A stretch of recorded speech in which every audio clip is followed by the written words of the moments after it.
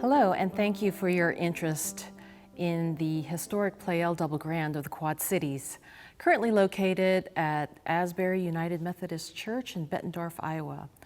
I'm Dr. Marian Lee, and I'm the piano professor at St. Ambrose University and current chair of the Pleyel Restoration Committee of FMTA, or the Federated Music Teachers Association. This gorgeous and rare piano was built in 1904 by the Pleyel Piano Company in Paris. Its journey to the Quad Cities is a really fascinating one. But before I get into introducing you the piano, I'd like to talk a little bit about the Pleyel Company itself. It began with Ignace Pleyel, who was a very famous pianist who founded the company in 1807 and who studied under Joseph Haydn. The Pleyel manufacturer enjoyed the most popularity towards the late 19th century, early 20th century, and has been immortalized by the great artists of the day like Henri Matisse in his canvases. The Parisian salons were all the rage during the 19th and early 20th century. This is where the wealthy aristocrats would gather to hear the latest, newest works and played and sung by the most upcoming young artists, hot new artists of the day. And also among those musicians were also poets and authors, sculptors, painters. It was a wonderful creative environment and a lot of, I can imagine, wonderful energy of creativity going around then. Of course, Frédéric Chopin was a great proponent of the Pleyel brand and was very loyal to it. He would say, when I feel energetic and strong enough to find my own sound, I need a Pleyel piano. And he was true to the brand and stuck with it. In addition to Chopin, other great composers you might recognize, Debussy, Ravel, Saint-Saëns, de Falla, and Stravinsky all love the Pleyel brand. The popularity of duo piano music and piano concerto reductions for two pianos and two piano transcriptions of symphonies during the 20th century were creating more and more of a demand for two pianos in one space. So Pleyel decided to create a series of double pianos called the duo clave to fulfill the demands for two pianos in a smaller space. According to Paul Corbin from the Cité de la Musique Museum in Paris, the Pleyel archives show that only 74 Pleyel Double Grands or duo claves were built from 1897 to 1946. As of a couple of years ago, Monsieur Corbin was only able to locate about half of them scattered all over the globe. But what condition they are in and how, if any of them are still even playable, is still a big unknown. So therefore, knowing this information, it really makes our restored Quad City Pleyel all that more precious. These pianos are like Siamese twins in that there is one rectangular case that houses two keyboards located on both sides of the case. Each keyboard has its own set of strings and pedals. The strings, however, are attached to one solid frame, which is one of the innovations of the Pleyel plate made from the Pleyel steel. The amount of tension on one concert grand piano is normally 45,000 pounds. So you can imagine the amount of tension a frame for two sets of strings has to hold, and why the Pleyel frame is so unique and innovative both aesthetically and as an engineering marvel. Another rare and special feature of this piano is this unique lever that allows for both sets of pedals to be coupled together, or not. When it is activated, it allows for both sets of strings to ring, creating greater resonance than one piano alone. Perhaps my favorite Pleyel innovation is actually the book stand. That is unbelievably gorgeous, yet it's 100% functional. This book stand stands out not only for its artistic design with the Pleyel name scrolled beautifully into the woodwork, but the fact that it's not a solid block of wood like on other pianos, which that solid wood, it usually impedes some of the sound coming from the strings to the pianist. So when you're performing collaboratively or in chamber music, it's really a dream to have this kind of see-through book stand. So you can actually hear the sound that you're producing and not accidentally drown out your chamber music partner. Most duos play with two separate grand pianos with separate resonances. But with the Pleyel Double Grand, you can acutely hear what the other person is doing and even see that their hammers go up and down while they're playing across from you. It creates a very intimate playing experience that cannot be found anywhere else. Despite having the same case, each keyboard has its unique character and sound. So I'm going to demonstrate by playing a little, just the introduction of Debussy's Arabesque No. 1. And you'll hear just the slightest difference in color. On the more traditional side, it's, at least on our Pleyel, it's a little bit more muted.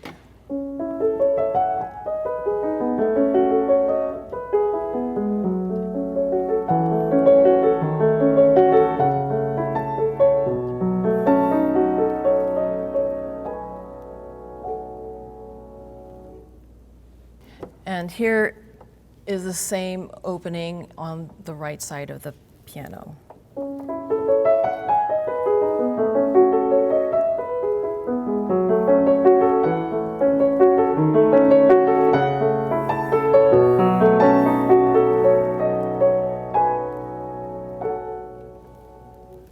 What's also unique about the right side is that the treble strings are a lot closer than to the crook of the piano than on the other side. On the other side, the crook of the piano is closer to the bass strings. So the sound of the bass gets thrown out. But on the right side, it is really the only instance I've ever seen where the treble strings are at the crook and are thrown out to the audience in this manner. Because of that, you get a much stronger treble sound, and it's really an experience that no one ever really experiences. The provenance of this Pleyel Double Grand and how it arrived from Paris to the shores of the Mississippi here in the Quad Cities was meticulously researched by our own local Pleyel historian and FMT member, Marian Lee. Marian devoted a great deal of time and effort tracking down the history of this Pleyel for our restoration committee. When Paul Corbin was given the Pleyel's unique serial number, shown here, he combed the Pleyel archives and found that the Pleyel was finished November 1904 and then sold a month later to Marguerite de Saint-Marceau, who purchased the piano. Unfortunately, in 1892, her husband passed away, and she remarried to sculptor René de Saint-Marceau, where she kept his surname. She and René entertained and held soirees out of their gorgeous home where the creme de la creme of society and artists showed up. Records show us that she actually owned not one double Pleyel, but she actually owned 3 of them in her home.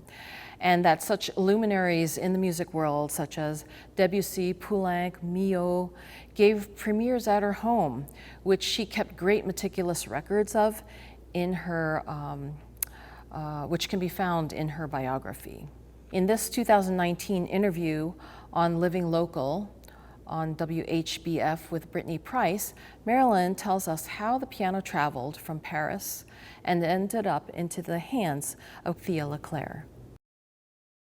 First of all, how did this rare piano get to the Quad Cities? It got here by way of Paris, France in 1949. A local couple here named Joe and Thea LeClaire were stationed in Paris after World War II. And they were ready to come back to the United States, and their landlord approached them and said, I have a piano that I think you ought to buy. And so he tried to describe it to them, and they kind of thought it over and then pushed it out of their mind. Shortly before they were to move back to the States, he said, you haven't made me an offer on that piano yet. So they just spit out a figure, and he said, congratulations, you bought yourself a piano. Let me take you to the warehouse and show you this piano. And they were astonished at what they found. FMTA piano teacher Laura Crumbleholm was instrumental in generating the enthusiasm behind the campaign to raise money for the restoration of the Pleyel, which had fallen into terrible disrepair by 2010. In fact, it was almost headed to the garbage heap had it not been for John Duda, a wonderful local piano technician who purchased it for only $50 from the River Music Experience, who literally were about to get rid of it. So he saved it, and then when he was talking to Laura about it, well, Laura will tell you herself in this same interview on Living Local. Well, perfect. So how did the Pleyel Piano Restoration Committee come to be? When the Quad City owner passed away, she gave the piano to the Butterworth. The Butterworth didn't have a place for it, so the piano ended up at the River Music Experience. There was a article in the newspaper. I hung it up on my bulletin board, and when my local piano tuner came over to work on my piano, he said, hey, they want me to fix up that piano, but it's going to cost a lot more than they imagine. And I said, well, somebody should raise the money. And thus began the Pleyel Restoration Committee. This has been about a 10-year project. It's had its ups and downs, but it's definitely been a community-wide effort.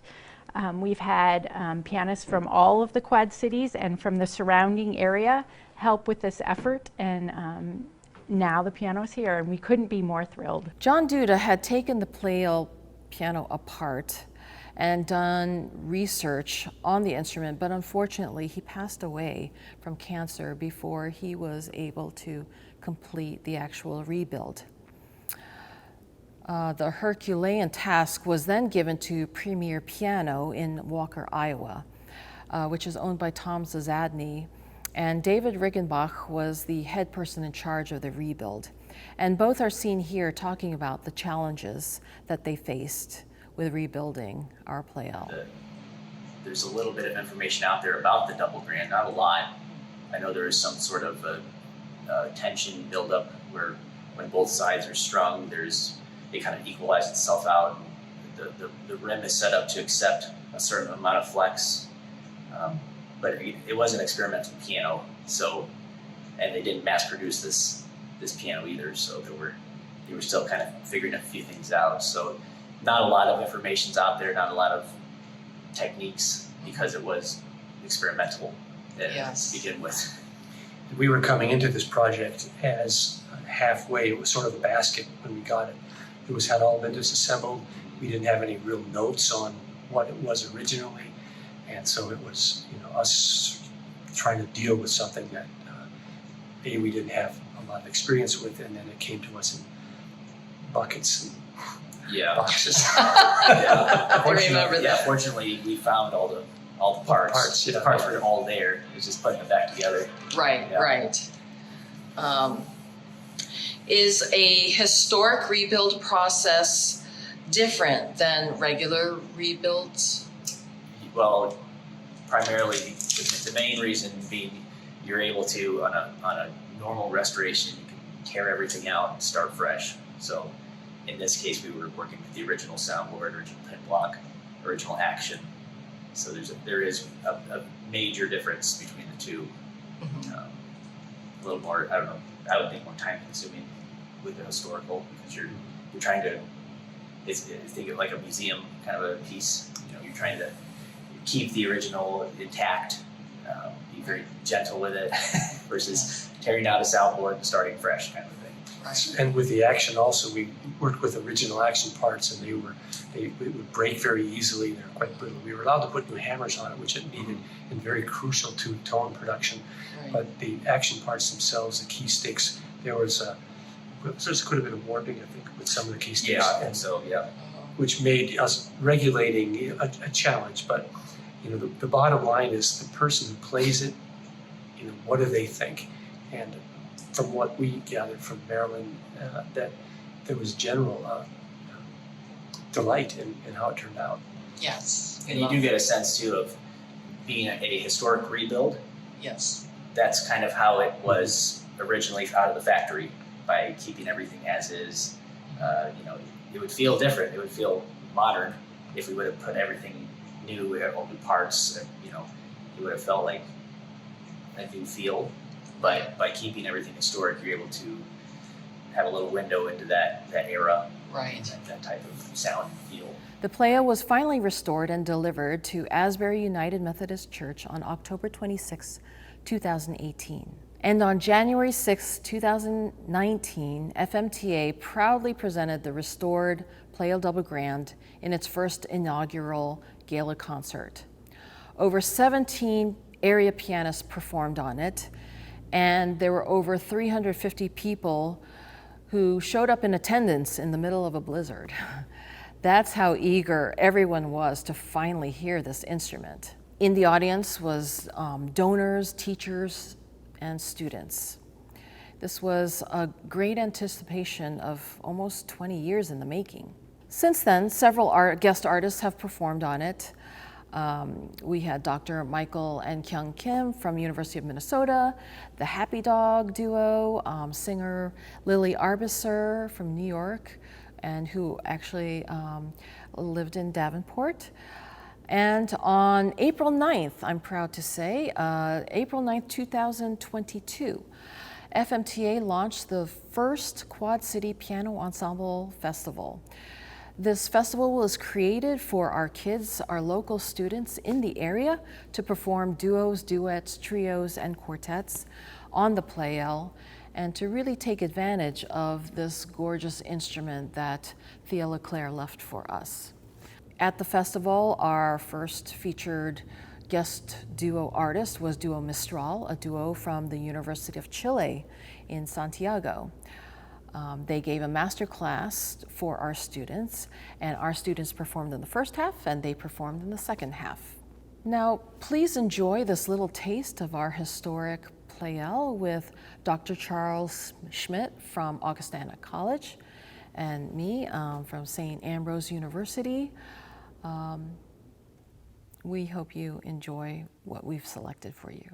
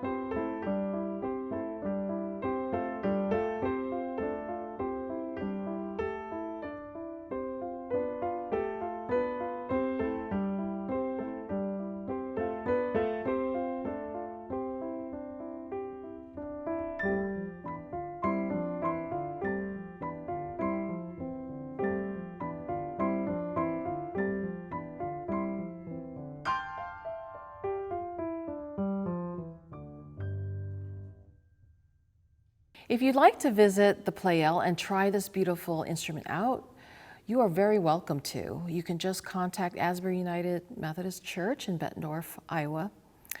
And we encourage all piano lovers to come and visit the Pleyel. And if you are a duo group, please reach out to us if you'd like to perform on our Quad City Piano Ensemble Festival. We have events throughout the year as well, so if you'd like to get on our email list, please contact us at the email listed below. Of course, the tuning and upkeep of this very rare instrument is a never-ending cost. For every performance, because of the double set of strings, the cost is double the amount of an average tuning. So if you would like to help us and donate to the maintenance of the Pleyel, please visit pleyelqc.org. I'd like to thank the Becky Endowment for the Humanities Committee for the support of creating this video on behalf of St. Ambrose University. I'd also like to thank Marilyn Mitchum, Laura Crumbleholm, Paul Corbin, and Premier Piano in sharing all their research, time, and efforts. I'd like to do a shout out to Marie-Catherine Guyot, who helped translate some of the materials for Marilyn, as well as Pascal Yanko, who helped me get the picture from Marguerite de Saint-Marceau's home. And all the donors, of course, who donated to make the Pleyel Restoration even possible.